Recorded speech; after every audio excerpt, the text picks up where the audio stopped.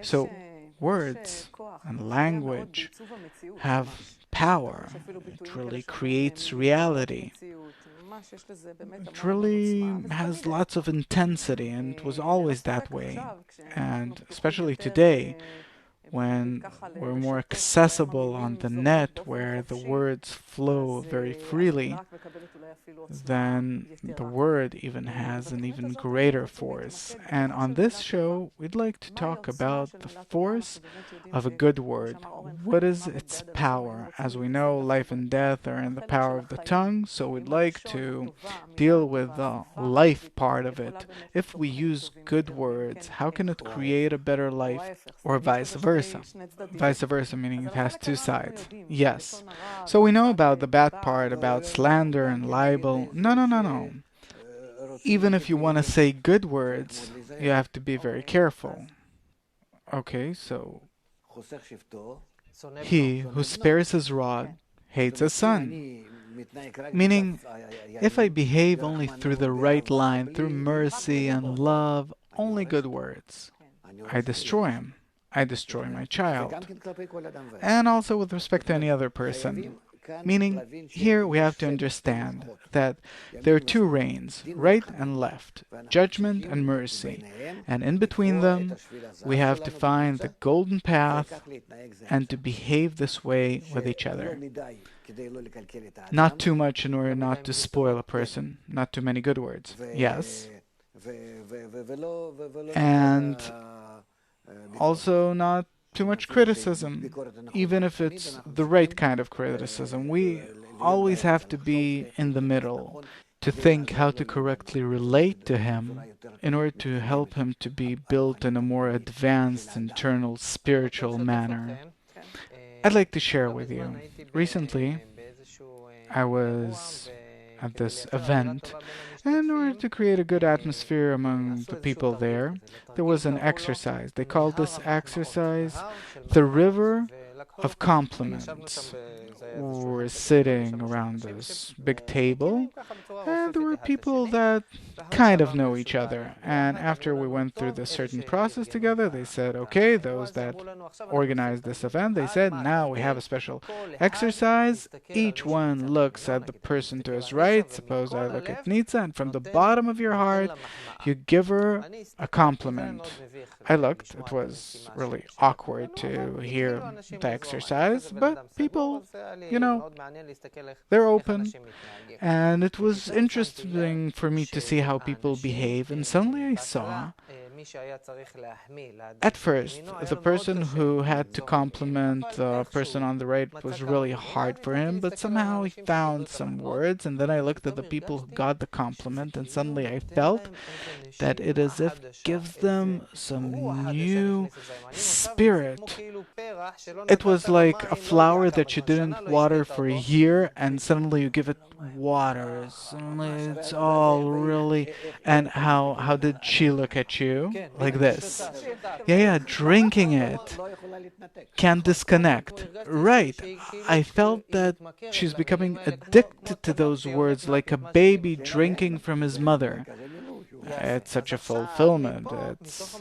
So from this place, I want to understand what's going on here. I understand that words have power, but before this exercise, before participating in it myself, getting a compliment and giving a compliment, I never felt these things before. So how could it be that I tell her good words and she really gets a new life? I don't know how to describe it because it's really so. I fill her soul. How does it happen? How do his words, even if he doesn't know me, could suddenly create this kind of. If it's good words, if it's beautiful words, you can't break them. You have to hear them. On the contrary, you open yourself up. May they come in, without any resistance, right? Yeah? That's how we are. What kind of fulfillment does it give? Egoistic, simple egoistic, but direct egoistic fulfillment. What do you mean? It comes from a foreign source and in the most direct way, in the most massive, powerful way, penetrates me and fills my entire ego. And what does it do to me? What would you tell her? How smart you are, how special you are, how beautiful you are. I wanted to tell you this all the time, but I didn't know you're such a personality. From different sides, aspects. And the person starts feeling like a baby, like mom's taking him into her arms. What does a small child that his mom takes him on her arms, what does he feel? I can't remember. It's been 40 years. What does he feel? He feels that the mother is the creator, the higher force, and the higher force lifts him even higher than himself. What does the baby feel? How does a baby accept his mom? How does he see her? That she's everything in the world. That's all there is. The greatest, the most important, the knowing everything, everything, everything. And by being connected to her, I'm covered 100%. And suddenly, this woman, meaning this term, the great, I call it creator, the greatest, the higher force. This higher force elevates me as a baby and elevates me even higher than itself, puts me on its head. See how all of reality is built in order to grow pride in us, our ego. So the fact that this is how we start treating others towards us, he becomes like a baby because these things, these emotions, he heard this only from his mother, like you're saying. Last time I heard it 40 years ago, right? So a person opens all of his media lines. He's ready to fill them up. And then you actually influence and influence him. And the more you do,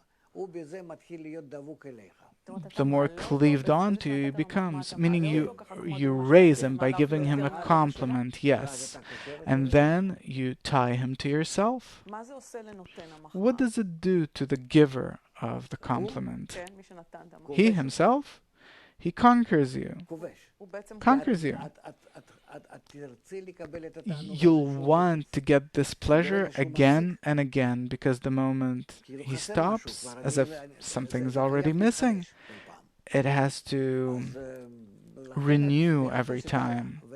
And therefore you're looking further. Where can I get it? And therefore when we grow up out of small children and we're no longer being taken care of like before, if later in life we have the same attitude like as we were small kids, that we had full abundance at home and we were always with people that love us, and I go out into the world and there it's the very opposite, people that suppose hate me. And if I relate to them as to my household, then I'm not fit for life.